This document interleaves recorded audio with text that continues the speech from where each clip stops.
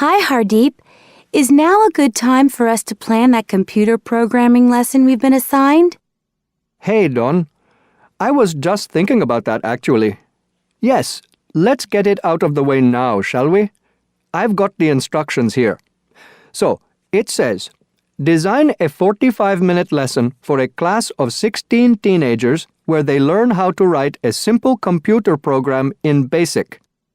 Now, I know, of course, that BASIC is the computer language people used to use back in the 1980s when they wrote programs on microcomputers, but I'm not sure I feel very comfortable teaching anyone about it.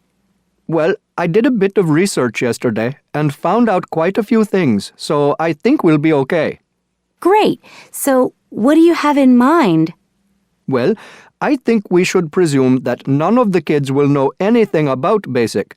So why don't we start with a short multiple-choice quiz? It could focus on things like what BASIC is, what the letters stand for, when people used it, things like that. That sounds good. I guess it shouldn't take long. Just the first 5 minutes of the lesson, something like that. I don't think we should make the students do it on their own, though. That'd make it too much like a test. Shall we let them do it in twos so they can discuss their choices? Yes, good idea. Then we'll go through the answers with them as a whole group. Good. What next? Well, I've had an idea for the program they could write. I'll tell you about that in a minute. I think the key thing is, though, that before they actually sit at their computers, and I think we should presume that they're doing this lesson in a computer room, they make a flow chart of what they want the program to do. That's usually the best way to start writing a program. This flow chart will show all the different stages of the computer program, right? Exactly. It's probably best if the teacher stands at the board and everyone works on that together. Yes, otherwise they'll all come up with different flow charts and it'll get confusing. Precisely. I imagine making the flow chart will take about 15 to 20 minutes. Then they use that to write their computer program. Well, actually, I think there's a stage before that. You see, the flow chart will be in English.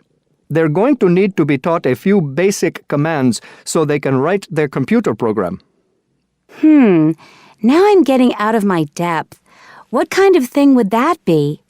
Well, for example, when you want text to appear on the screen, the command is print in capital letters, followed by the text you want to appear in double inverted commas.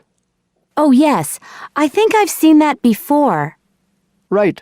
So they'll need to be taught 5 or 6 commands before they use them to write their program. Okay, so how shall we do that? With the teacher talking to the whole class again? Well, we could, but it might be more fun to make it more like a competition, where there are a few teams competing against each other. Each team has maybe 4 or 5 people in it, and they have to do some kind of matching task. You know, they match the command print with to make text appear on the screen, something like that. That sounds good. Teenagers love competing with each other. Exactly.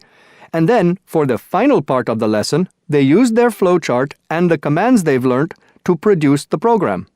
Let's presume, shall we, that there are 8 computers in the room, so that's 2 students for each computer. That sounds reasonable. So, tell me more about your idea for the computer program they're going to write.